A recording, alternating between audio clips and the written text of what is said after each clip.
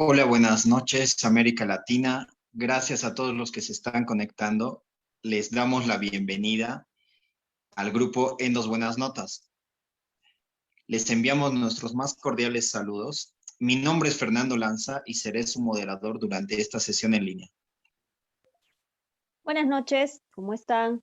Me presento, yo soy Natalie Macedo y también seré moderador de esta sesión y de mi parte les doy a todos la bienvenida, a todos los que nos acompañan, a nuestros amigos EBN, y la intención de estas sesiones es que podamos formar una comunidad endodóntica a lo largo de toda Latinoamérica y tener un objetivo común que es disfrutar la pasión por la endodoncia. El tema de hoy es sinusitis maxilar de origen odontogénico, que va a estar a cargo de la doctora Fátima Bueno, que a continuación voy a leer su currículum. La doctora Fátima Bueno es doctora en odontología por la Universidad Autónoma de Santo Domingo en el año 1999 en la República Dominicana. Es especialista en endodoncia summa cum laude de la Universidad Católica Santo Domingo en el año 2005. Es maestra en docencia y gestión universitaria en la Universidad Católica de Santo Domingo. Tiene un doctorado en odontología clínica y experimental en la Universidad Grande de Río, Unigran Río, actualmente en Brasil. Es coordinadora y docente de la especialidad en endodoncia en la Escuela de Graduados de Odontología de la Universidad Católica de Santo Domingo. Es profesora adscrita del área de terapia pulpar, cátedra de operatoria dental y endodoncia de la Universidad de Santo Domingo. Es presidenta de la Sociedad Dominicana de Endodoncia del año 2020 al 2022. Es miembro del Colegio Dominicano de Odontólogos. Es miembro representante de la República Dominicana ante la Sociedad de Endodoncia de Latinoamérica, CELA. Tiene práctica clínica como endodoncista del Servicio Nacional de Salud y práctica clínica privada. Es autora y coautora de artículos científicos y es conferencista nacional e internacional. Bien, a todos los que están presentes en la transmisión por Facebook Live, se les invita a dejar sus comentarios, dudas, y al final les daremos lectura a todas las preguntas para que la doctora pueda responder. Doctora Fátima, sea bienvenida. Podemos comenzar, puede compartir su pantalla. Muchas gracias, Natalie, Fernando, y a todo el grupo de En Dos Buenas Notas. Para mí es un verdadero placer estar con ustedes esta noche. Me siento muy privilegiada en ser quien cierre el año 2021, así que espero que esta noche sí sea interesante para todos los que están con nosotros en las diferentes plataformas. Voy a compartir pantalla.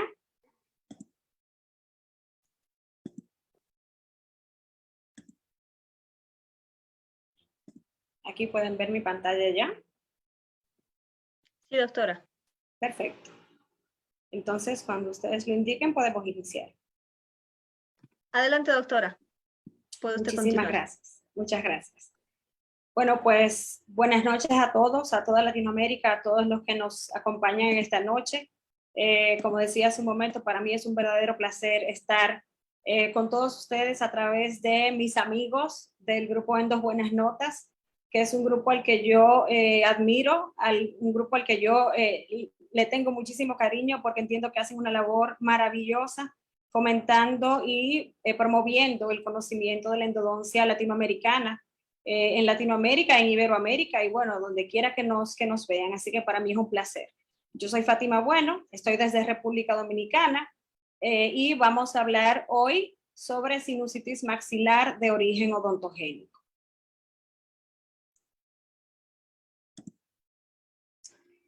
Bueno, entonces para iniciar, lo que me gustaría en principio es que nos planteemos estas preguntas, porque la intención de esta conferencia es precisamente llegar a responderlas durante el transcurso de la misma.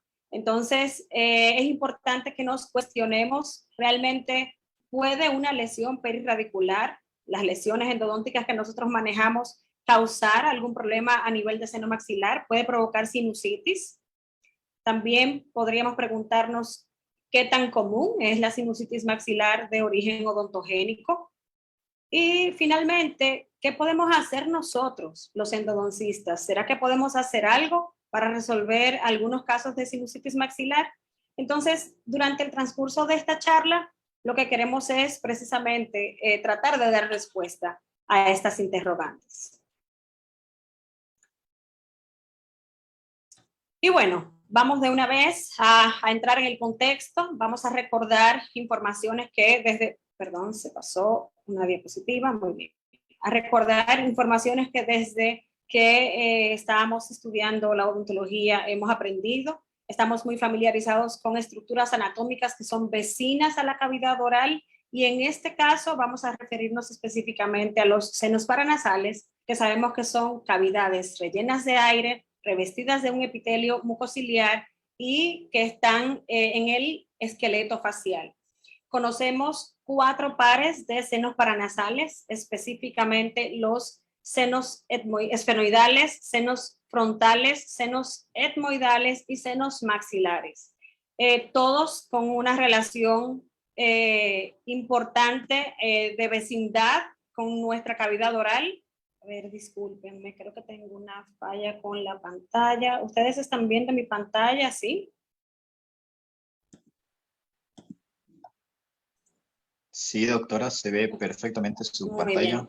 Aquí se me duplicó, pero bueno, ya lo resolvimos. Disculpen. Bueno, entonces decíamos que tenemos estos senos paranasales que guardan relación de cercanía, unos más que otros, con lo que es la cavidad oral, y específicamente el seno maxilar es el que está estrechamente relacionado con los ápices dentarios de los dientes superiores. Entonces, entre las funciones que tienen los senos paranasales está neumatizar al macizo craneofacial, constituir una barrera inmune a través de la producción de las mucosidades, humedecer el aire que nosotros inspiramos y de esa forma facilitar el intercambio gaseoso a nivel de los pulmones. Muchos autores coinciden en esta descripción acerca de lo que son los senos paranasales y cuáles son sus funciones principales. Y si queremos analizar lo que es la condición patológica que nos interesa analizar esta noche, hablamos de la sinusitis, comúnmente conocida como la rinosinusitis, y en este caso estamos hablando de una condición patológica que está caracterizada por un proceso inflamatorio que afecta a las membranas mucosas de los senos paranasales y también de la cavidad nasal. Posiblemente todos conocemos a alguien que haya padecido o que padezca de sinusitis, posiblemente nosotros mismos, y básicamente en sentido general, el tratamiento que se aplica para controlar la sinusitis está relacionado con el control de sus síntomas. Y entre los síntomas podemos mencionar dolor de cabeza, dolor a nivel de la cara específicamente, podemos hablar de congestión nasal, de rinorrea, etc. Entonces, en ese sentido, el manejo médico, farmacológico, normalmente está dirigido a controlar esa sintomatología. Se prescriben antialérgicos, se prescribe algún analgésico antiinflamatorio de repente, antibióticos en la mayoría de los casos, y en algunas ocasiones el otorrinolaringólogo determina si es necesario hacer un procedimiento quirúrgico para controlar la sinusitis. Normalmente el tratamiento está enfocado a el control de esos síntomas. Y bueno, nosotros vamos a entender que vamos a encontrar sinusitis provocada por diferentes causas. Normalmente las más reconocidas son causas infecciosas, así como también factores alérgenos, como mencioné hace un rato, cuando hay mucha producción de polvo, cambios bruscos de temperatura, por ejemplo, desencadenan estas reacciones alérgicas, y también estos ambientes contaminados son las principales causas a los que está asociada la sinusitis.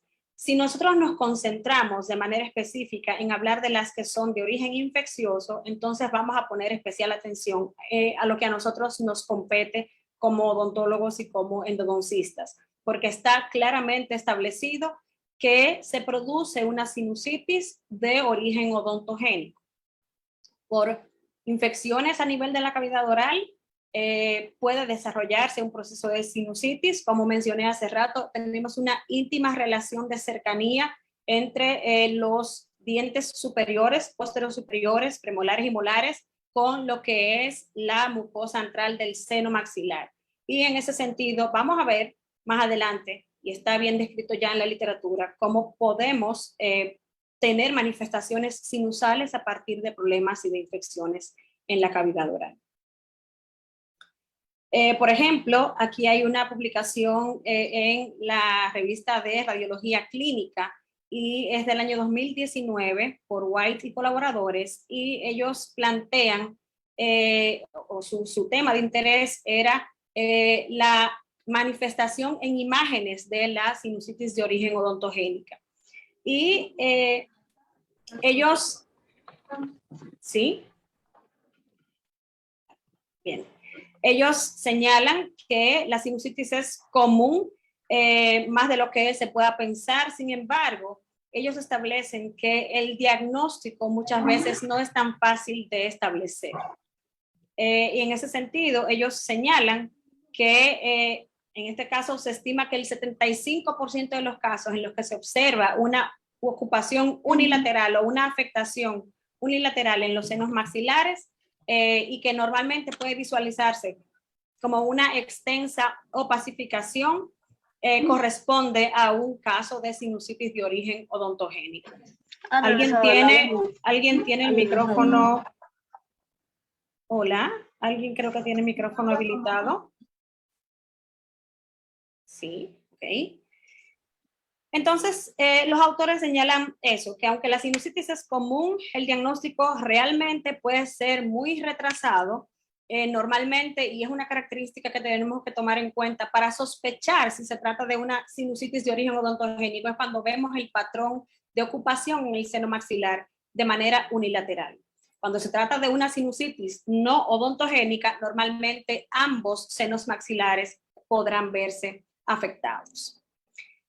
Y aunque en principio se hablaba de una más baja incidencia de los casos de sinusitis de origen odontogénico, realmente en diferentes publicaciones desarrolladas a lo largo de algunos años ya, se ha visto una variedad que va desde el 12% hasta el 86% en las manifestaciones o la prevalencia de sinusitis de origen odontogénico. Y se destaca que cuando se trata de las sinusitis que son más severas, unilaterales, normalmente están vinculadas con un problema a nivel de la cavidad oral, con una infección a partir de la boca.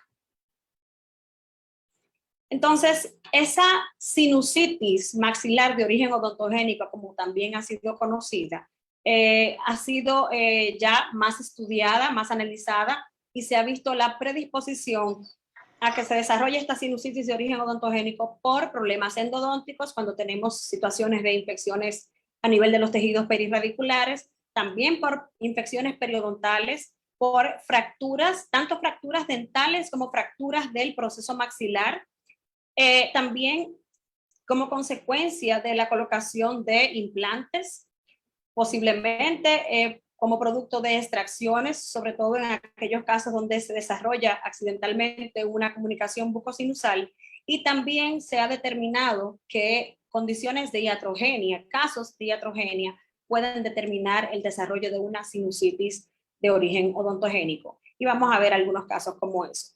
Estas imágenes que están en pantalla, yo creo que están viendo mi cursor, precisamente en esta vista axial de una tomografía computarizada de asfónico, se ve la ocupación casi completa en este plano del seno maxilar derecho, y esa misma imagen se corresponde con esta vista axial, esta vista sagital, donde estamos viendo esta zona isodensa, hablando de la terminología para la evaluación de las imágenes en tomografía, es una zona isodensa y la vemos relacionada con la raíz palatina de un molar, donde vemos el desarrollo de una periodontitis apical. Inclusive podemos insinuar una interrupción de la línea cortical o del piso de la cortical del seno maxilar. Otra publicación muy interesante, y fíjense que no es tan reciente, es del año 2011, de Michelle Maillet y colaboradores, está publicada en el Journal of Endodontics y plantea la evaluación de los senos maxilares, específicamente de la sinusitis maxilar, mediante la tomografía de asfónico. Y yo quiero hacer la salvedad precisamente de que este recurso de imagen es indispensable para nosotros determinar, para poder diagnosticar una sinusitis de origen endodóntico u odontogénico. En este caso, a través de radiografías panorámicas o periapicales, como las que nosotros normalmente vemos, no es posible establecer con claridad el desarrollo de este tipo de lesiones. Y en este caso, los autores evaluaron a 82 pacientes y vieron en 131 situaciones dientes relacionados a manifestaciones en el seno maxilar de sinusitis, y en este caso 98 de las 135 situaciones correspondían con causas odontogénicas, y 37 de esos casos pertenecían o correspondían con sinusitis de carácter no odontogénico. Específicamente de esos 98, donde se suponía o se veía la alta posibilidad de que fueran de origen odontogénico, 70 de esos casos se confirmó que así lo era, y solamente en 28 casos no pudo ser determinada claramente la causa.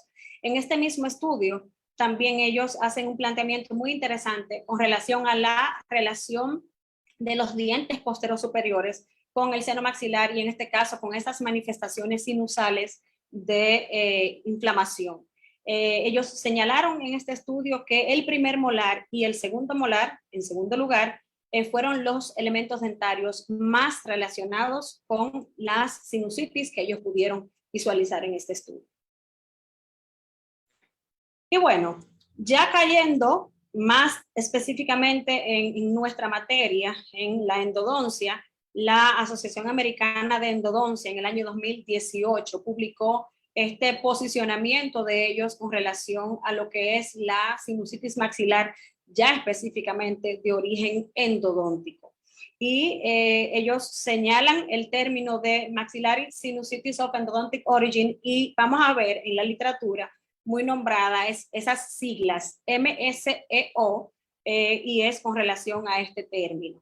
Ellos han determinado por una revisión de la literatura hasta ese momento esa relación directa entre las infecciones dentales y su repercusión a nivel de los senos maxilares. De hecho, aunque estas publicaciones que hemos mencionado son de la última década, pudiéramos decirlo así, desde 1943, Bauer y colaboradores fueron los primeros, o es el primer reporte que se tiene de esta relación de sinusitis maxilar de origen odontogénico, y es muy interesante. Obviamente, en los últimos años, cuando hemos contado con el recurso tecnológico de la tomografía, obviamente tenemos oportunidad de ser más certeros, ser más precisos en el diagnóstico de la sinusitis maxilar de origen endodóntico. Otra publicación muy interesante del año 2020 plantea, bueno, a través igualmente de evaluación mediante tomografía computarizada de ascónico, vieron cuál era la relación que había entre los dientes posteros superiores, específicamente los molares y premolares, y las infecciones en estos dientes con relación al engrosamiento de la mucosa sinusal. Y en este caso, ellos pudieron determinar que cuando se trata de una alteración en la mucosa del seno maxilar relacionada con una periodontitis apical, la posibilidad de que sea de origen odontogénico, o que esa sea la causa de la sinusitis, es 62,36 veces mayor. Entonces, vemos que realmente las lesiones endodónticas, las afecciones de los tejidos periapicales, pueden tener mucha responsabilidad en el desarrollo de procesos de sinusitis o de alteraciones a nivel de la mucosa del seno maxilar. Este es un estudio también muy interesante de OC y colaboradores, un grupo de Turquía, que fue publicado en la revista de Anatomía y Radiología. Y finalmente ellos también hicieron una evaluación de la relación de los dientes posteros superiores con las manifestaciones de sinusitis maxilar mediante tomografía de Combin. Y un dato muy interesante, muy relevante que ellos destacan es que se estableció una clasificación de acuerdo a la relación que tienen los ápices dentarios con el piso del seno maxilar, y en ese sentido se puede también, digamos que, predecir, tal vez sospechar de ese alto riesgo de desarrollo de sinusitis a partir de infecciones perirradiculares. Y ellos establecieron, por ejemplo, un tipo 1, cuando la relación entre la raíz o el ápice dentario y el seno maxilar implica que la raíz se encuentre dentro del seno maxilar, como vemos en esta imagen tomográfica en este corte axial.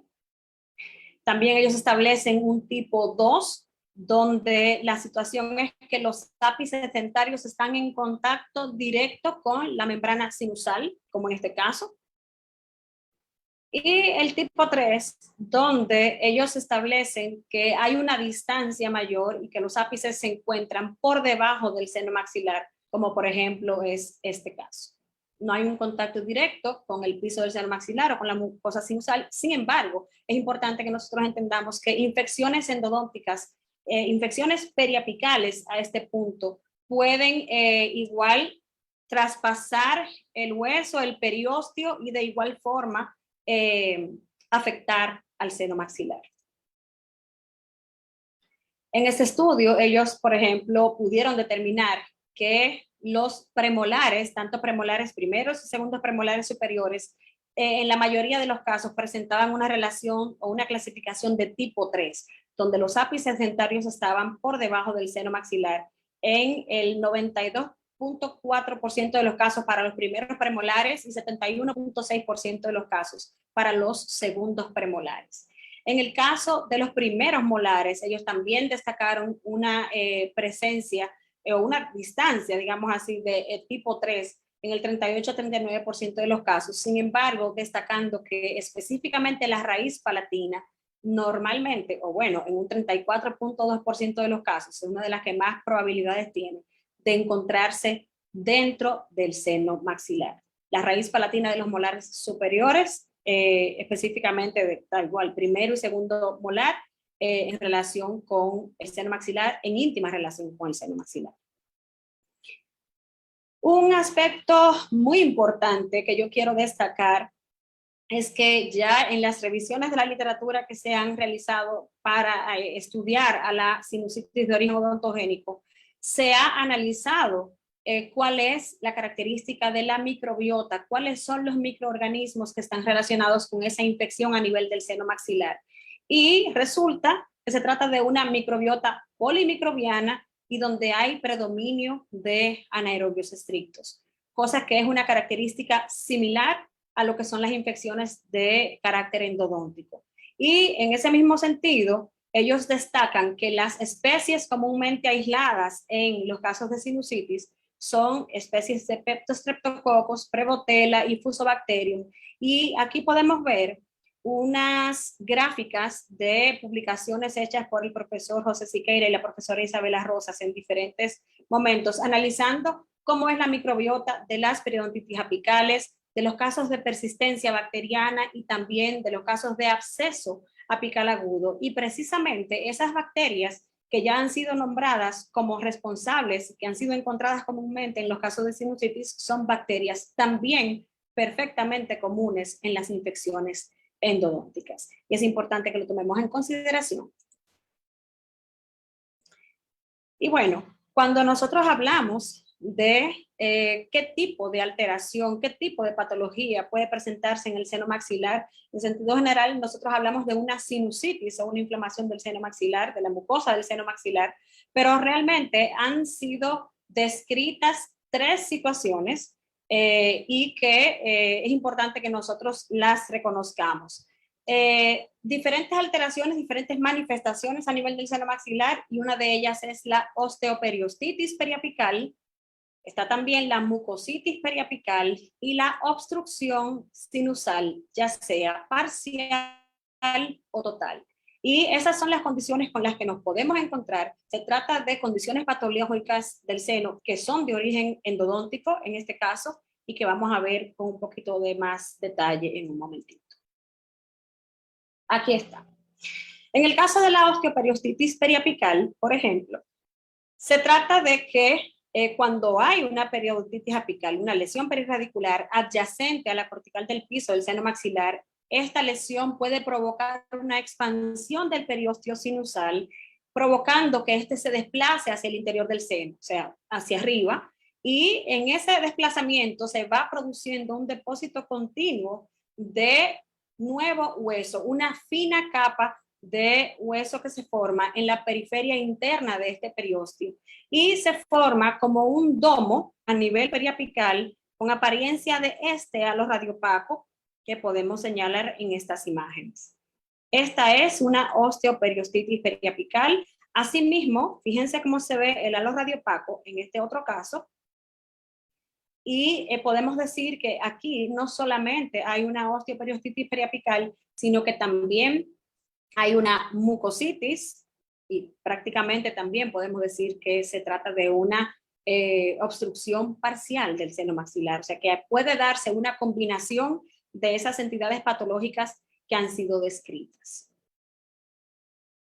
En el caso de la mucositis periapical, se trata de un engrosamiento de la mucosa sinusal que es provocado por edema, por la condición inflamatoria, y que nosotros podemos visualizar en una tomografía con esta forma de domo, como lo vemos aquí. Vemos una zona isodensa y acompaña normalmente o está en relación directa o adyacente con periodontitis apical y afectando a la mucosa del seno maxilar. Este es un caso muy notable. Este es uno, digamos que más discreto, totalmente relacionado con esta lesión perirradicular que podemos ver a nivel tomográfico. Y está también, como mencioné, el caso de las obstrucciones sinusales. Y en este caso pudiera tratarse de una obstrucción parcial, como estamos viendo en este caso, en esta imagen de la izquierda. Y en este caso, fíjense cómo hay una obstrucción total del seno maxilar.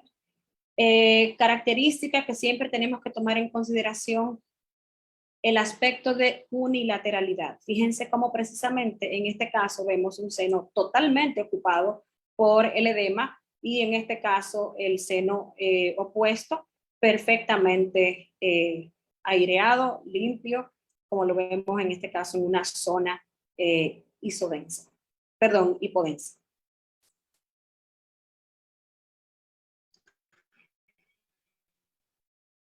Y bueno, nosotros los endodoncistas, los odontólogos, sí son muy serios, entendiendo este proceso de la sinusitis maxilar de origen endodóntico, porque si hiciéramos un mal diagnóstico o si no hiciéramos el diagnóstico oportuno a tiempo de cualquiera de estas lesiones, entonces obviamente o no se recibirá el tratamiento o se va a desarrollar posiblemente un tratamiento inadecuado.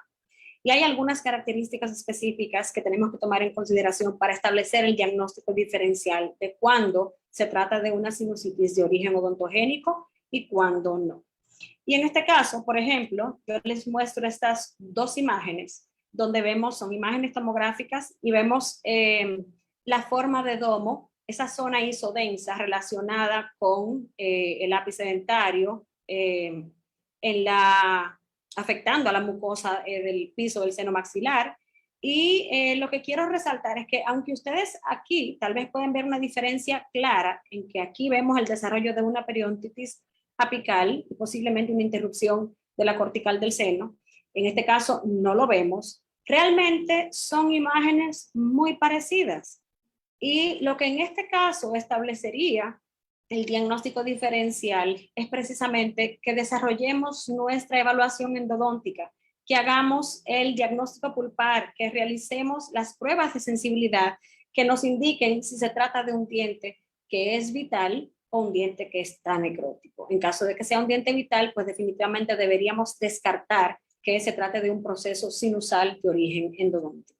En este caso, aunque se parecen las imágenes, definitivamente no son lo mismo. La de la izquierda es una mucositis, una afectación del seno maxilar de origen endodóntico, pero la imagen de la derecha se trata de un quiste o fenómeno de retención mucosa que se da en el seno maxilar, que es manejado por cirujanos maxilofaciales o también por otorrinolaringólogos. Y estos dientes relacionados con la zona isodensa a nivel del seno, la alteración en el seno maxilar, están perfectamente vitales.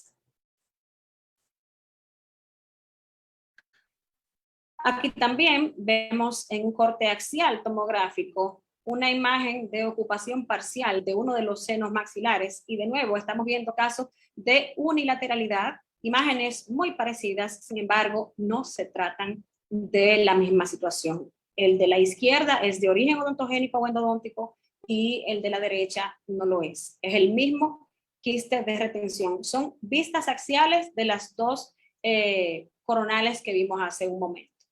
Y es importante que nosotros estemos conscientes de establecer este diagnóstico diferencial y de que podamos advertir a otros colegas de otras especialidades sobre esta situación y que no haya una confusión, porque como ya dije hace un momento, un mal diagnóstico va a determinar eventualmente un mal tratamiento. Entonces tenemos que poner mucha atención, establecer una relación directa con odontólogos en sentido general, con los cirujanos maxilofaciales, con los colegas radiólogos y con los otorrinolaringólogos también. Posiblemente ellos no están tan al tanto de esta situación y es nuestro deber compartir la información y promover esa interacción entre las diferentes áreas para establecer diagnósticos más concretos y más correctos. Entonces, hablando precisamente de ese diagnóstico diferencial, nosotros, ¿qué debemos buscar? ¿Cuáles son las características que nos van a hacer pensar que puede tratarse de un problema de origen endodóntico o de origen dental? Como dije hace un momento, si se trata de un proceso sinusal, de una sinusitis, cualquiera de sus formas, mucositis, osteoperiostitis o una obstrucción parcial o total del seno, si es de origen endodóntico u odontogénico, va a estar relacionado con dientes que presenten necrosis pulpar o eventualmente dientes que ya hayan recibido un tratamiento endodóntico y que posiblemente este tratamiento esté fallando. Tomemos en consideración la posibilidad de la relación de los primeros molares superiores y la omisión que muchas veces ocurre en la detección y la localización del segundo conducto mesiovestibular. También, en caso de que se hayan realizado tratamientos y o restauraciones que sean inadecuadas, que permitan filtración, eventualmente son condiciones que pueden predisponer a la infección endodóntica y esta a su vez al desarrollo de la sinusitis maxilar. Y asimismo también cuando ocurren fracturas radiculares, que si se trata de fracturas radiculares verticales, que nosotros sabemos que a veces no son tan fáciles de diagnosticar, pues pueden también estar relacionadas con el desarrollo de patologías a nivel del seno maxilar.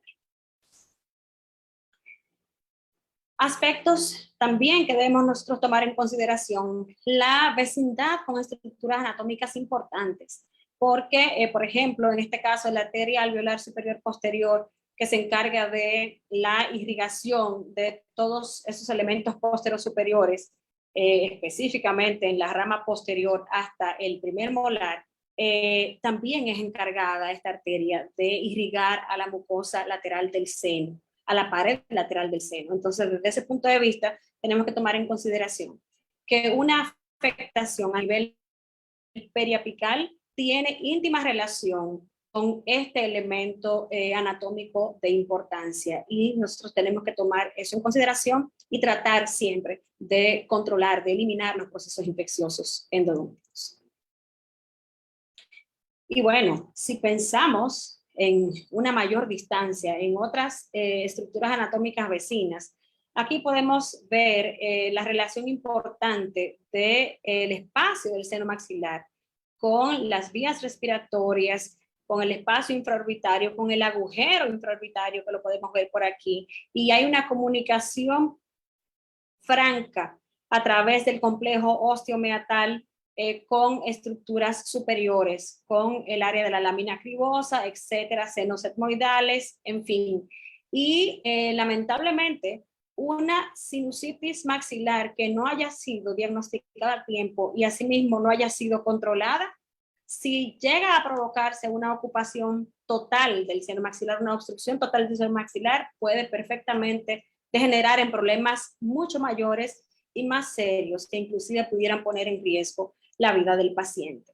Pudiéramos ver situaciones de celulitis orbital en sinusitis maxilares que no hayan sido tratadas y controladas a tiempo, asimismo casos de ceguera el desarrollo de meningitis, y ahí estamos hablando obviamente de palabras mayores, también la posibilidad de empiema subdural, de que se desarrollen abscesos cerebrales y trombosis del seno cavernoso, que ya nosotros aquí sabemos que la vida del paciente puede estar en peligro, en alto riesgo ante esta situación.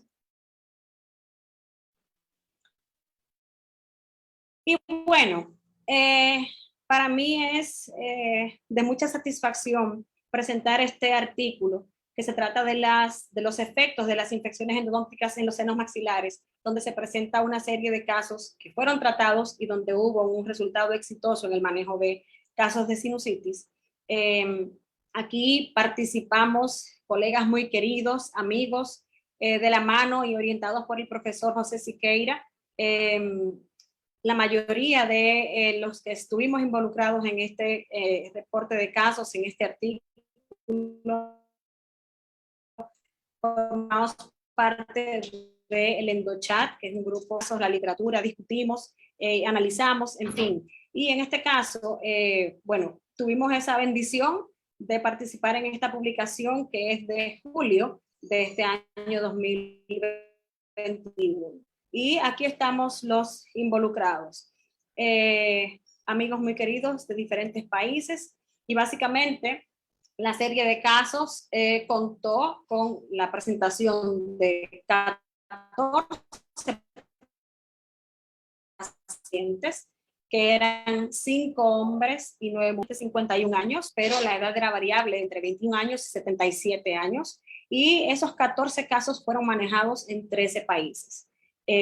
8 pacientes fueron vistos en Brasil, en este caso por 4 endodoncistas, el doctor Renato Lenzi, la doctora Patricia Ferrari, la doctora Pesotti y el doctor Furtado.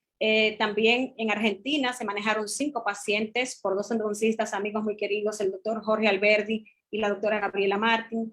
Y en República Dominicana me tocó a mí manejar el caso de una paciente. Y como decía hace ratito, bueno, aquí tenemos un conglomerado latinoamericano, y este artículo fue producto de nuestras discusiones de casos clínicos en nuestro EndoChat con el profesor José Siqueira y también con nuestro querido amigo EBN, Alejandro Pérez.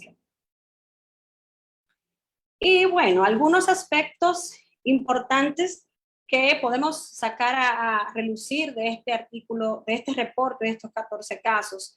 Vale la pena que analicemos cuáles eran los síntomas que comúnmente se presentaron, y en este caso los síntomas que son relacionados a la sinusitis. En este caso 12 de los 14 pacientes, manifestaron tener dolor a nivel del maxilar, dolor aquí a nivel de la cara, en el seno maxilar. 3 pacientes reportaron manifestación de dolor de cabeza.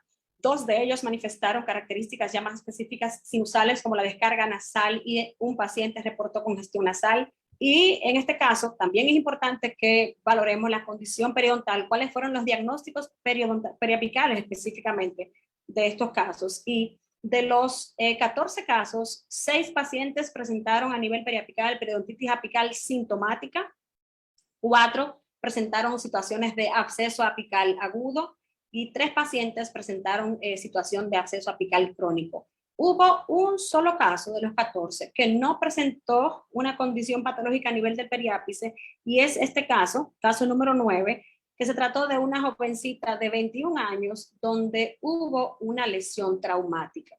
La chica sufrió una luxación intrusiva y hubo una fractura a nivel de los maxilares. Y en ese caso fue por el trauma, de manera más específica, que se produjo esta sinusitis de origen odontogénico.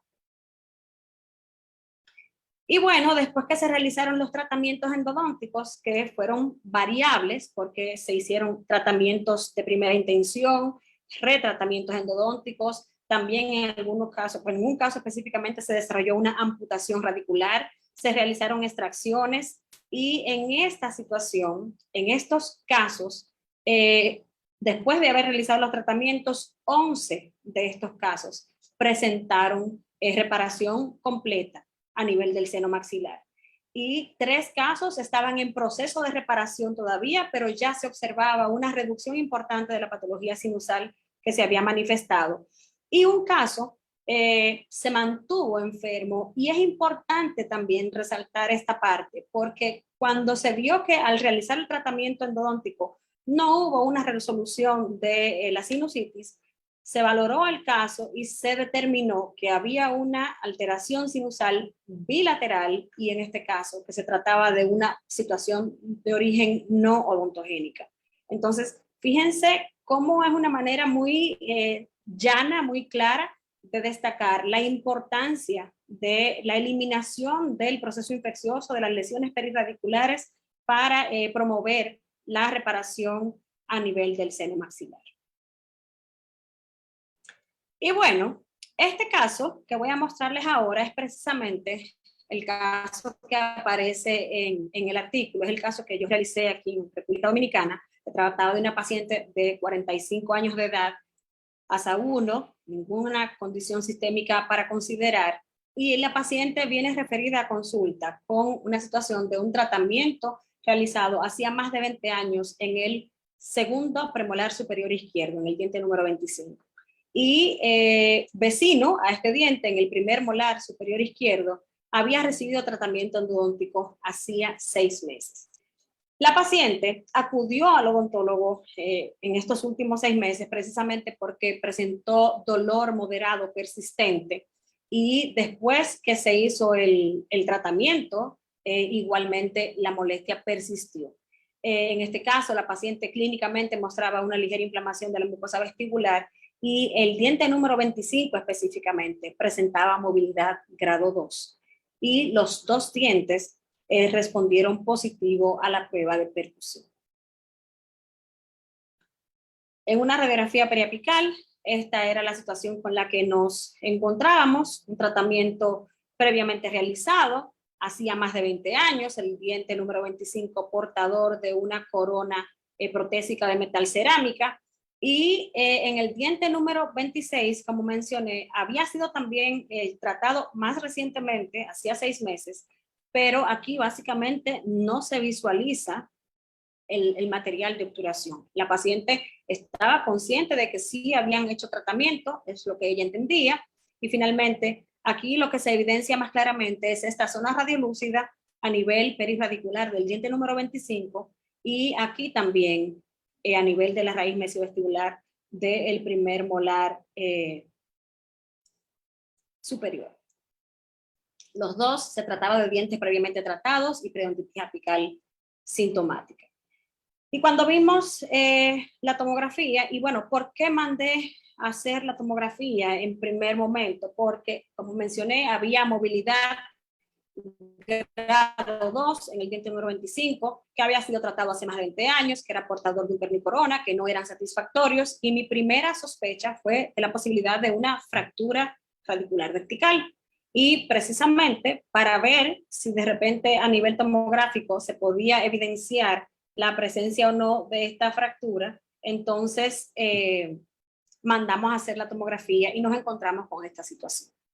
Pero nos encontramos con varias situaciones que yo les voy a mostrar más adelante, pero aquí claramente se ve esta zona isodensa a nivel del piso del seno maxilar izquierdo, y fíjense claramente la diferencia con el seno opuesto, y relacionado o de cercanía en clase 3, de acuerdo a la clasificación que ya vimos, con las raíces del primer molar superior y del segundo premolar también.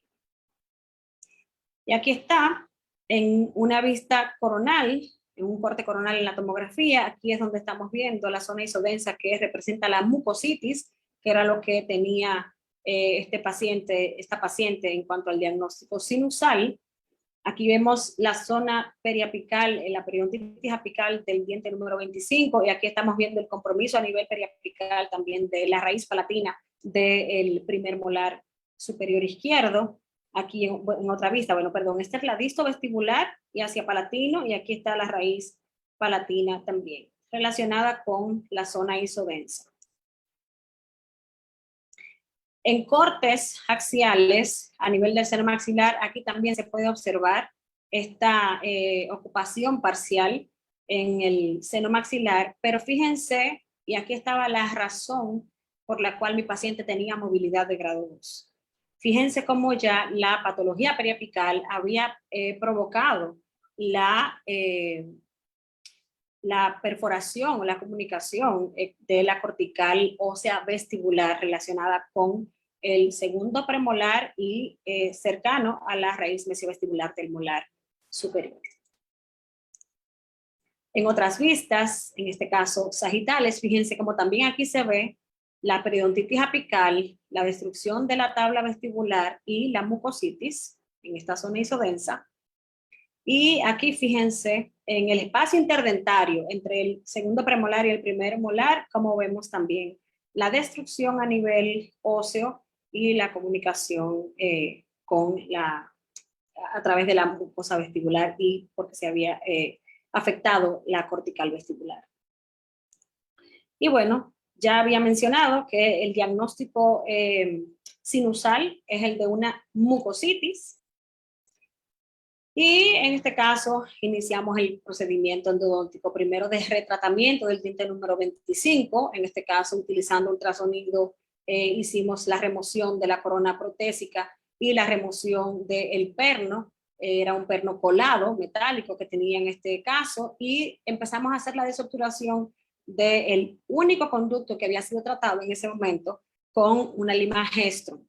Y luego de que hicimos la desobturación, hicimos la preparación con abundante irrigación a base de hipoclorito de sodio y también de EDTA, activados con ultrasonido, y nuestra preparación la llevamos hasta un diámetro quirúrgico de una lima K60 para el conducto palatino, que es el único conducto que había sido manipulado, y encontramos, digamos que una insinuación de conducto vestibular y fue trabajado hasta una lima K35.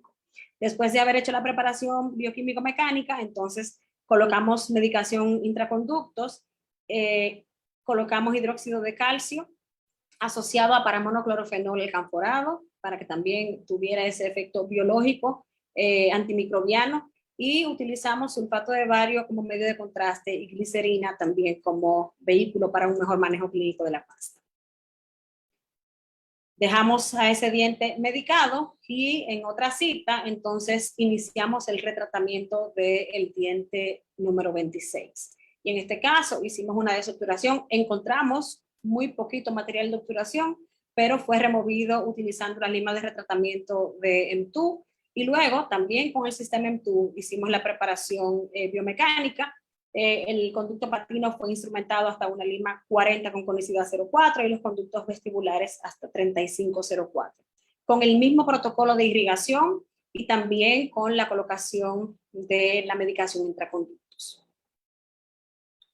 Y finalmente, obviamente el diente número 25 permaneció medicado por más tiempo, hasta que encontráramos que la paciente estaba asintomática, más confortable, y a este punto la movilidad básicamente seguía igual, pero los conductos presentaron las condiciones ideales para ser obturados, no había exudado, y finalmente realizamos la obturación endodóntica.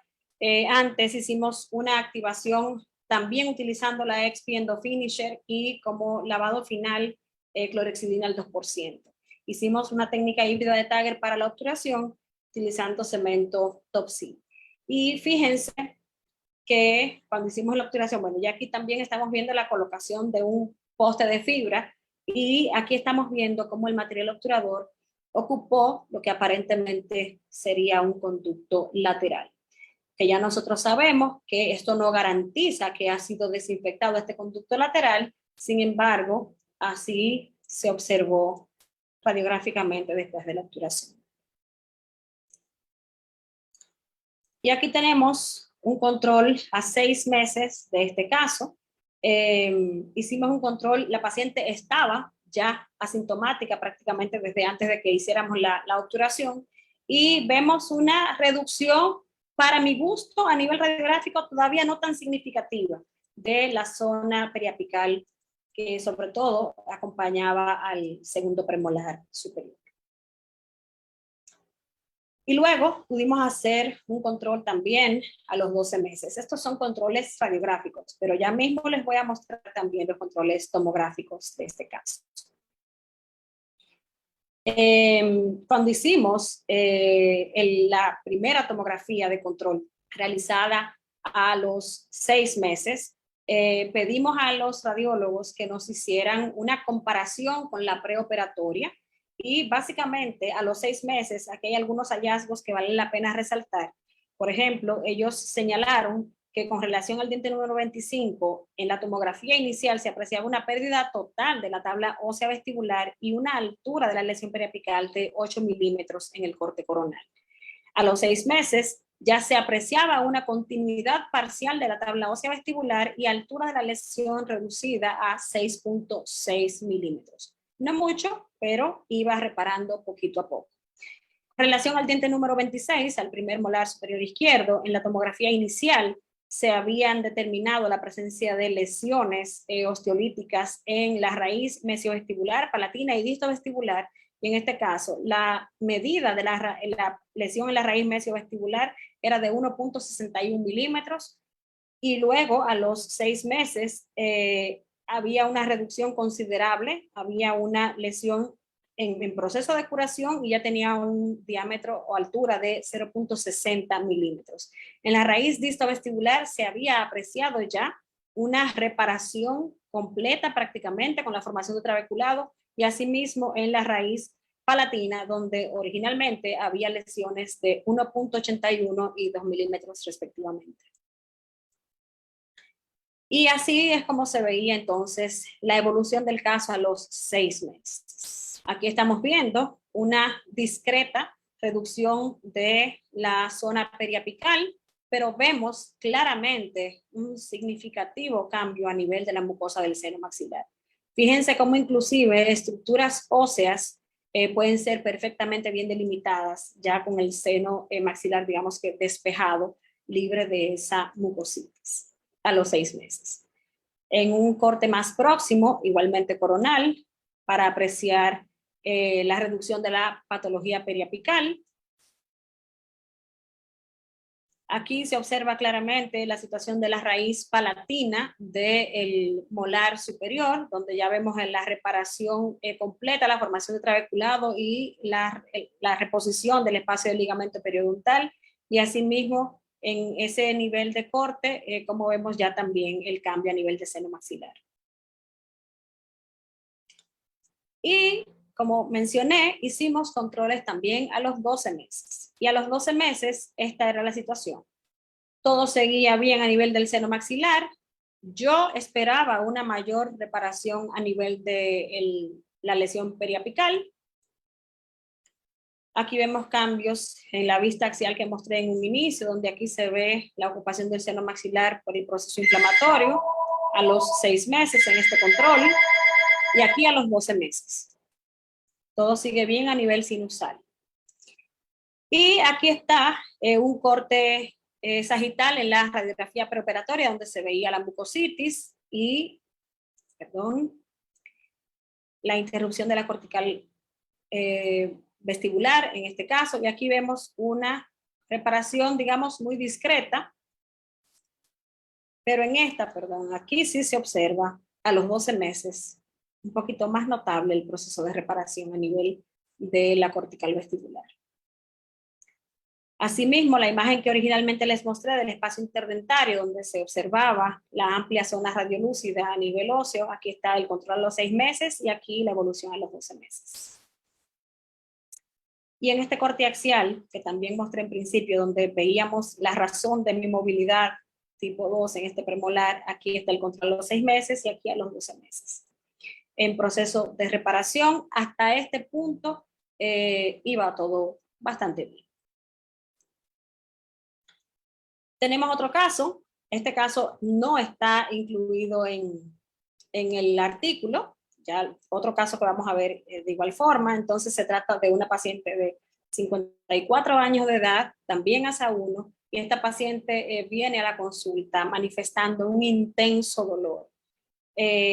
Ella viene con historia de un tratamiento previamente realizado en el diente número 15, en este caso era el segundo premolar superior derecho, y donde se había hecho un retratamiento reciente, pero que a partir de esa manipulación en el retratamiento el dolor se intensificó. En el diente número 16, en el primer molar superior derecho, presentaba una restauración clase primera en resina y aparentemente nadie nunca sospechó antes de la situación o de que este diente podía tener algún tipo de afectación. Lo veían restaurado y entendían que no tenía ningún compromiso mayor. La paciente manifestaba un dolor muy fuerte que se extendía hacia su oído, hacia la región infraorbitaria, y tenía con este dolor agudizado más de 6 meses con historia de procesos inflamatorios. Inclusive la paciente acudió al neurólogo pensando en la posibilidad de una neuralgia del trigémino porque su dolor no cedía ni con analgésicos antiinflamatorios ni con antibióticos que en su momento también tomó. Y lo que cuando ya la paciente llega a mis manos, lo que la había hecho sentir un poco mejor es que estaba tomando diariamente vitaminas neurotropas, complejo B. Y aquí está las radiografías periapicales que tomamos en esa evaluación y tenemos aquí al diente número 16, al primer molar superior derecho, que presentaba necrosis pulpar. Finalmente no respondió a las pruebas de sensibilidad y presentaba una respuesta positiva a la percusión. Y aquí se observa esta zona radiolúcida donde se puede insinuar una interrupción de la cortical del seno relacionada con esa periodontitis apical. Y en el diente número 15 teníamos una respuesta positiva a la percusión, obviamente las pruebas térmicas no aplicaban, era un diente que ya había sido tratado. Y se estableció el diagnóstico de una necrosis pulpar con periodontitis apical sintomática para el primer molar y se trataba de un diente previamente tratado con periodontitis apical sintomática, el segundo molar. Y cuando indicamos la tomografía, aquí por toda la manifestación de los síntomas de la paciente sospechamos de esta posibilidad, indicamos una tomografía de ascónico y justamente aquí está la situación que sospechábamos. Teníamos una ocupación unilateral del seno maxilar derecho, una mucositis, aquí vemos la zona isodensa con esa forma de domo y muy relacionada con esa raíz palatina del molar superior. En este corte coronal, así se observaba la mucositis y aquí la comunicación de la periodontitis apical con el piso del seno maxilar. En esta vista axial también vemos la ocupación parcial. Esta imagen ya se las mostré hace ratito hablando de diagnóstico diferencial. Y aquí está otra vista de la mucositis relacionada con el primer molar y la mucositis relacionada más discretamente con el segundo premolar superior izquierdo. Entonces terminamos a hacer el tratamiento endodóntico del primer molar. En este caso, en la evaluación tomográfica se sugería que se trataba de 2 conductos vestibulares que se fusionaban, bueno, que iniciaban como uno solo, se separaban a nivel de tercio medio y se unían a nivel apical, pero ciertamente exploramos en todo el sentido axial del molar superior y se trataba de 2 conductos. Aquí se trata de una raíz fusionada donde hay un solo conducto palatino y un solo conducto vestibular. Entonces aquí estábamos estableciendo la odontometría utilizando un localizador apical electrónico. Hicimos la preparación bioquímico-mecánica. En este caso utilizamos el sistema Rotate de la casa BW y llevamos a un diámetro quirúrgico de 40.04 la raíz palatina y el conducto vestibular 35.04. Realizamos el protocolo de irrigación que ya describí anteriormente, abundante irrigación con hipoclorito de sodio. Yo irrigo entre una lima y otra todo el tiempo, por lo menos 3 mililitros entre un instrumento y otro, y al final realizamos una irrigación abundante, profusa, de aproximadamente 15 a 20 mililitros de hipoclorito de sodio y activamos con ultrasonido. Hacemos 3 activaciones de 20 segundos, renovamos la irrigación y asimismo hacemos una activación del EDTA. colocamos una medicación intraconductos, que es la que estamos viendo en esta imagen, donde en otra cita ya estamos haciendo la desobturación del premolar, el segundo premolar superior derecho. De igual forma, en los dos dientes hicimos el mismo protocolo de preparación y de medicación a base de hidróxido de calcio para monoclorofenol alcanforado, usando sustancias adicionales para contraste y para mejor manejo de la pasta. Y aquí está esta imagen de cómo retornaron los dientes con la medicación. Estas son las medicaciones. Y aquí está la obturación mediante técnica híbrida de Tagger de los dos dientes. En el premolar dejamos el espacio para poste, se colocó un poste de fibra en el conducto palatino. Y aquí está la radiografía de control a los 6 meses. Esta es la radiografía preoperatoria que mostramos hace un ratito. Fíjense cómo teníamos la zona radiolúcida y de alguna manera la interrupción en la cortical del seno, y aquí ya vemos la restitución del tejido óseo periapical y de la línea cortical. En la tomografía, asimismo, aquí vemos ya la desaparición de la zona isodensa que teníamos relacionada a este diente, era una mucositis igualmente. En esta vista coronal más próxima, fíjense cómo aquí se ve que el proceso de reparación ósea está en vías de, no vemos una reparación total, obviamente apenas han pasado 6 meses, pero vemos un cambio significativo y la resolución de la patología sinusal. Esta es la imagen axial de 6 meses después. Recuérdense que aquí teníamos la ocupación, que creo que aquí, sí, aquí tenemos algunas comparaciones. La raíz palatina del molar y la raíz o raíces del premolar. Y aquí están el antes y después. La imagen preoperatoria y el control a los 6 meses en la vista axial. Asimismo, con relación al premolar, en la vista coronal, aquí tenemos la mucositis, la forma de domo en la preoperatoria y ya la resolución de la patología sinusal a los 6 meses. Y este es el siguiente caso y último. Yo espero estar dentro del tiempo. Yo sé que empezamos un poquito tarde, pero yo espero no abusar de ustedes. Y este es el último caso que les voy a mostrar. Se trata de una paciente femenina de 53 años de edad que viene a la consulta referida manifestando dolor agudo en la zona posterior superior derecha. En este caso, recibimos una radiografía panorámica y asimismo vimos radiografías periapicales donde se observa aparentemente algún tipo de material de obturación, pero fíjense cómo está extendido hacia el seno maxilar. Vamos a verlo con más detalle en las imágenes periapicales y en la tomografía. Pero lo que quiero destacar desde el principio para ustedes es que aquí se trató de una sinusitis maxilar y fue por iatrogenia. Lamentablemente, en esta sobreextensión de un material obturador, esto es lo que se provocó. Entonces, esta paciente manifiesta mucho dolor después de haber recibido este tratamiento de conductos que había sido hecho hace aproximadamente 9 meses, y también manifestaba congestión respiratoria, o sea, a nivel nasal, esta paciente. Había tomado AINES y antibióticos, pero ella dice que no experimentaba ninguna mejoría. La refieren con nosotros, y aquí tenemos radiografías periapicales. En esta, yo lo que quise es que ustedes vieran el límite de hasta dónde llegaba el material de obturación que la paciente presentaba. A mí este material me parecía bastante sospechoso porque lo veía muy liso, este lo veo igual muy fino, me llamaba la atención, me provocaba mucha curiosidad. Y en esta otra imagen, aquí se puede también delimitar la patología periapical, la periodontitis apical que tenemos relacionada a esta raíz palatina.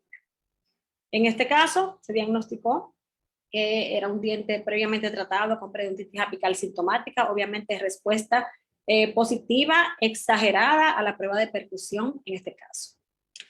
Y aquí tenemos la situación. Cuando vemos la tomografía, claramente aquí se observa la mucositis, también esta zona isodensa que está acompañando a ese elemento que ultrapasó los límites apicales y que penetró al seno maxilar. Otras vistas, en esta vista coronal y en esta sagital, fíjense cómo era la extensión.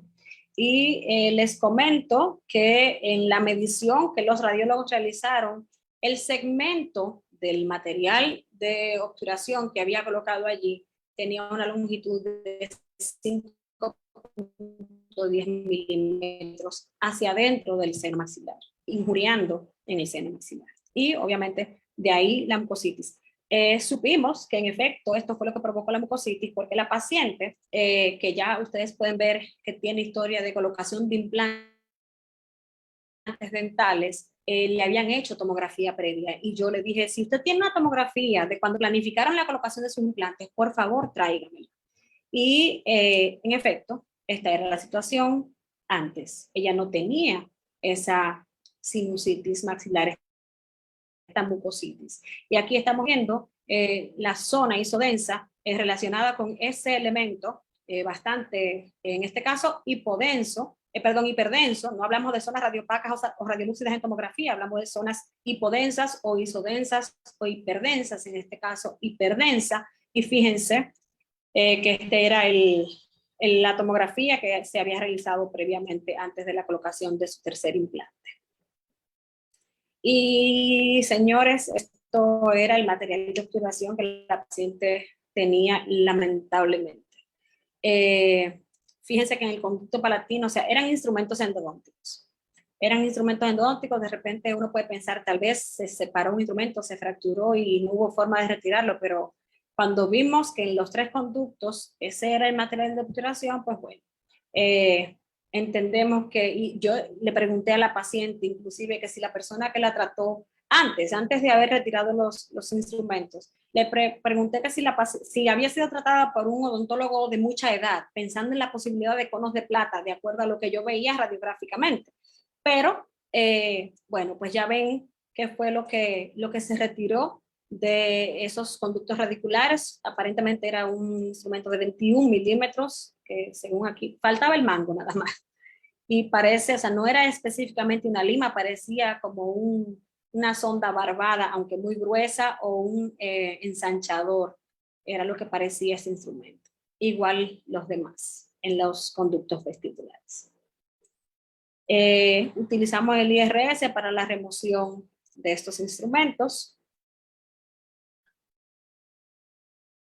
Y aquí ya vemos los 3 conductos, digamos que liberados de esos instrumentos metálicos que estaban allí presentes. Fíjense cómo en esta imagen se ve el halo radiopaco que se corresponde con lo que describíamos como una osteoperiostitis. Entonces, en este caso, hablamos de una osteoperiostitis y de una mucositis, aunque en la tomografía, y vamos a ver otras imágenes, se distingue mejor.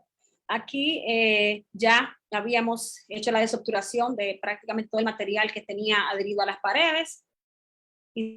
Hicimos la odontometría, hicimos la preparación biomecánica, de igual forma, instrumentamos el conducto palatino, en este caso hasta una lima de diámetro 50 conicidad 0,4 del sistema Rotate, y en los conductos vestibulares hasta una lima 35, igual con conicidad 0,4. Se desarrolló el protocolo de irrigación que ya les he mencionado, no se los voy a repetir, y también colocamos medicación intraconducto de la misma forma. Aquí se observa un poquito la medicación. En este caso, yo sí tuve cuidado de usar menos sulfato de bario, porque aunque a mí me gusta mucho poder controlar radiográficamente mi medicación, ver que la coloqué adecuadamente y luego ver que no se diluyó y que la retiré, cierto es que si la medicación se extruye accidentalmente hacia los tejidos periapicales, es mucho más difícil de eliminar, de fagocitar las partículas de sulfato de bario. Entonces, en este caso, como yo sabía que tenía una comunicación franca con el seno maxilar, disminuí el uso del sulfato de bario. Igual lo coloqué, pero menos cantidad. Y aquí estamos viendo ya finalmente la obturación mediante técnica híbrida de Tagger y utilizando gutapercha y cemento Top-C. Este fue un control radiográfico a los 4 meses, donde claramente se observa una reducción de esa periodontitis apical. Ya en este caso también habíamos hecho el tratamiento del premolar, porque la paciente, fíjense cómo se observaba desde el inicio el espacio del ligamento periodontal ensanchado, y aquí estaban haciendo el cambio del elemento protésico, de la corona protésica, y había un contacto prematuro y tenía la paciente mucho dolor. Finalmente determinamos, el rehabilitador indicó el tratamiento endodóntico del premolar, y de hecho era necesario con esa periodontitis apical aguda que presentaba.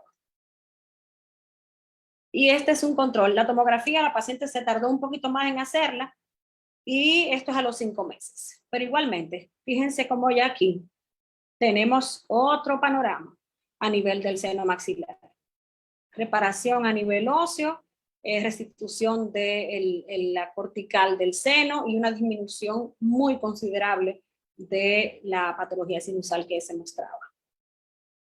En esta vista coronal, aquí vemos todavía un poquito de zona isodensa, pero obviamente es un cambio importante. Y de igual forma, en esta vista axial a nivel del seno maxilar, la ocupación ya muy disminuida. Y bueno, ya para finalizar, a mí me gustaría que juntos analicemos estas consideraciones finales, que lo tengamos muy en cuenta, que a cualquiera de nosotros nos puede llegar un caso como este, y tomar en consideración que para establecer el diagnóstico más preciso de estas manifestaciones a nivel del seno maxilar, vamos a necesitar de la imagen mediante tomografía de haz cónico. Ni a través de panorámica, ni a través de lateral de cráneo, ni a través de periapicales nosotros vamos a poder determinar la afectación a nivel del seno maxilar. Es importante, por aquello del diagnóstico diferencial también, que correlacionemos los hallazgos clínicos. Nunca un diente que presente vitalidad pulpar normal, positiva, va a ser responsable de un proceso a nivel del seno maxilar. Cuando haya una sinusitis de origen odontogénico, se trata de un diente necrótico o ya tratado previamente y donde hay una infección presente. También tomar en consideración, asimismo, que el manejo exitoso de los casos de sinusitis maxilar de origen odontogénico implica que podamos realizar el control eficaz del proceso infeccioso. Si nosotros controlamos el proceso infeccioso, entonces vamos a ver la resolución de las patologías sinusales y asimismo la resolución y reparación de nuestras patologías periapicales. Tomar en consideración también la posibilidad de los casos que no son de origen odontogénico, sobre todo en aquellos casos donde nuestra terapéutica, hecha de manera consciente, siendo muy cuidadosos y enfatizando ese protocolo de desinfección. Si la terapéutica fracasa en cuanto a las manifestaciones del seno maxilar, entonces muy posiblemente estamos frente a una sinusitis de origen no odontogénico. Y aprovecho aquí para resaltar también aquello de valorar si se trata de una manifestación unilateral o no. Obviamente, estos hallazgos, estas investigaciones, estos artículos, estos casos clínicos que día con día estamos viendo, hacen que consideremos que hay que establecer una comunicación directa con los demás colegas de las diferentes áreas, con los radiólogos, con los otorrinolaringólogos, con los maxilofaciales, los cirujanos maxilofaciales, que son eventualmente los otros responsables del diagnóstico y a veces del manejo de estos casos. Que podamos establecer juntos el diagnóstico diferencial, porque de repente se han realizado tratamientos para la sinusitis a través del uso de antibióticos o a través de inclusive procedimientos quirúrgicos que no logran resolver el problema. Y posiblemente en esos casos se trate de una situación que tiene origen en una infección endodóntica u odontogénica. Y definitivamente se enfatiza la importancia de nuestro papel, la responsabilidad y el compromiso que nosotros los endodoncistas debemos asumir, porque somos responsables no solamente de promover la salud oral, sino también de favorecer a la salud general de los pacientes cuando logramos controlar este tipo de lesiones que se salen de la boca, pero que tienen un origen en nuestros procesos infecciosos endodónticos en este caso. Y bueno, yo espero no haber abusado del tiempo. y quiero agradecer sobremanera a los amigos de Endos Buenas Notas. Ya tengo un grupo muy bueno de amigos excelentes endodoncistas maravillosos, y de nuevo yo quiero resaltar y aplaudir la labor del grupo en promover la endodoncia bien hecha en Latinoamérica. Y yo agradezco sobremanera el honor de estar con ustedes esta noche, de permitirme ser quien cierre este año 2021 con los Endos Buenas Notas. Quiero agradecer de manera muy especial a la doctora Cris González de Ecuador, que estuvo en comunicación conmigo todo el tiempo, así como a mis anfitriones de esta noche que me han acompañado y que han sido muy, muy atentos. Quiero mandar un abrazo a cada uno de los miembros de la comunidad de Endo Buenas Notas y un saludo especial a todos los que nos están acompañando esta noche, que yo sé que en los diferentes países el horario varía. Aquí en mi país estamos acercándonos a las 12 de la noche, pero estamos muy, muy contentos de estar con ustedes compartiendo este tema. Quiero desearles a todos una muy feliz Navidad, que el año que viene sea cargado de muchas bendiciones, y de nuevo agradecer a todos por su presencia esta noche conmigo. Muchísimas gracias. Muchas gracias, doctora Fátima. En serio, creo que hablo de parte de todos. Hemos tenido 1 hora, 30 minutos. Realmente escucharla ha sido excelente. Es un gran cierre del año. La verdad, la felicitamos por tan brillante exposición. Su conferencia fue realmente muy enriquecedora. Vamos también a agradecer la atención prestada de todos los acá presentes, y si me permite, doctora, vamos a dar paso a la sesión de preguntas. Acá mi colega Natalie. Por supuesto. Doctora, de nuevo, muchas gracias por su charla. Ha estado muy interesante. Una de las preguntas es, ¿una sinusitis puede estar relacionada con algún origen periodontal? Sí, puede haber situaciones de problemas periodontales, aunque digamos que es tal vez la más baja incidencia de los casos. Pero sí puede haber condiciones periodontales. Está descrito en la literatura que infecciones periodontales también son capaces de provocar problemas a nivel sinusal. Bien. Doctora, acá tenemos otra pregunta del doctor Álvaro Martínez. Para un buen diagnóstico imaginológico, ¿qué tamaño de tomografía es el recomendable?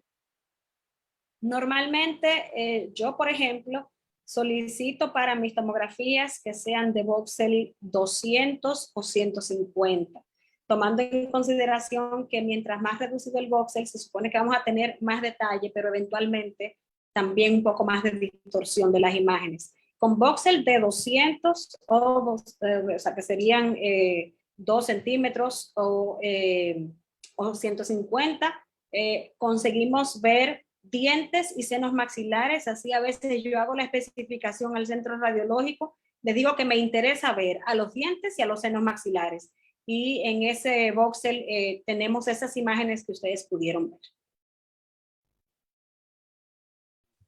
Doctora, la otra pregunta, ¿cuáles son los síntomas de anormalidades de la mucosa del seno maxilar? Los síntomas principales.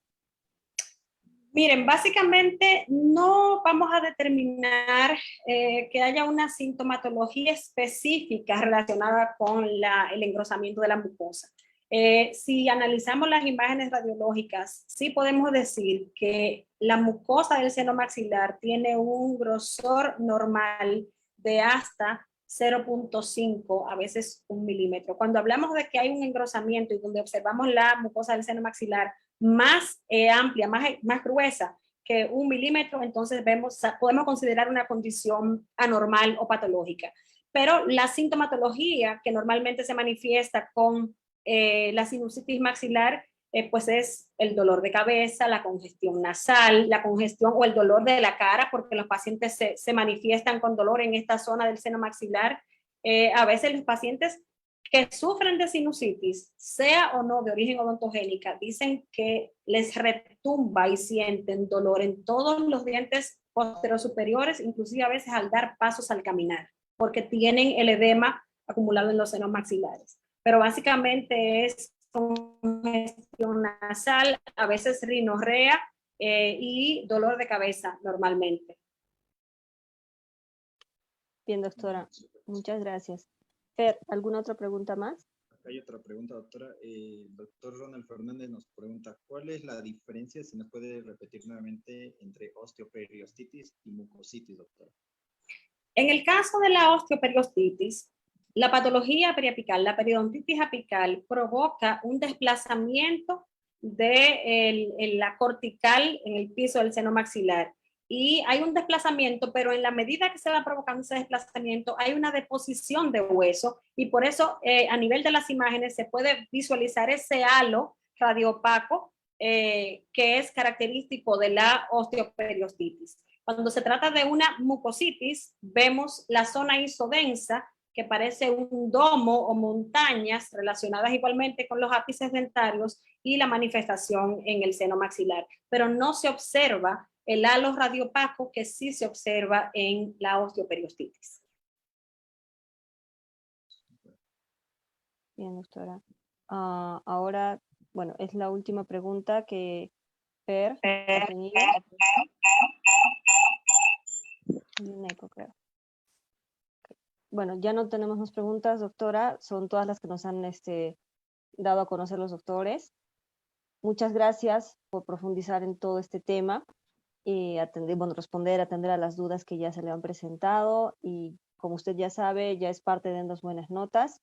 Gracias a los doctores que nos han acompañado hasta el final y quiero invitarlos a que sigan en el grupo de Facebook, que compartan sus casos clínicos y recuerden estar atentos siempre para alguna charla, para algún comunicado en especial que se les pueda hacer.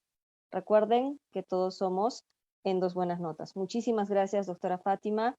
Ha sido un honor el poder estar con ustedes en esta transmisión. Muchísimas gracias a ustedes. De verdad que yo me siento muy feliz de compartir con ustedes, con la comunidad de Endos Buenas Notas, que es un grupo muy especial. Gracias, doctora. Buenas noches a ustedes. Un abrazo a todos desde República Dominicana. Cuídense. Chao, doctores. Doctora.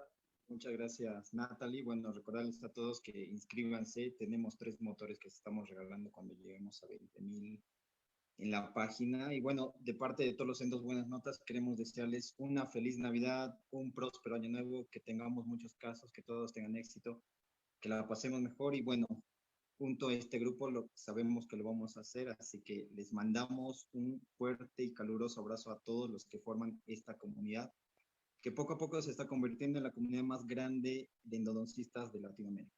Así que gracias, feliz Navidad y nuevamente que tengan un gran año nuevo y nos estamos viendo pronto seguramente. Feliz Navidad a todos.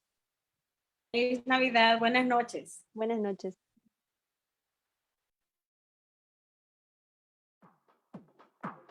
¿Todavía no formas parte de los Endos Buenas Notas? Somos un grupo de endodoncistas latinoamericanos con la misión de compartir nuestra experiencia, conocimiento y pasión por la endodoncia. Síguenos en Facebook e inscríbete en el link para el sorteo de 3 endomotores PA-Fit.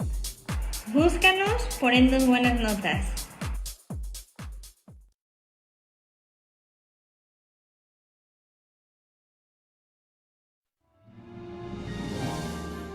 Súper, doctora, qué buena referencia. Realmente la pasé muy bien, qué buen cierre.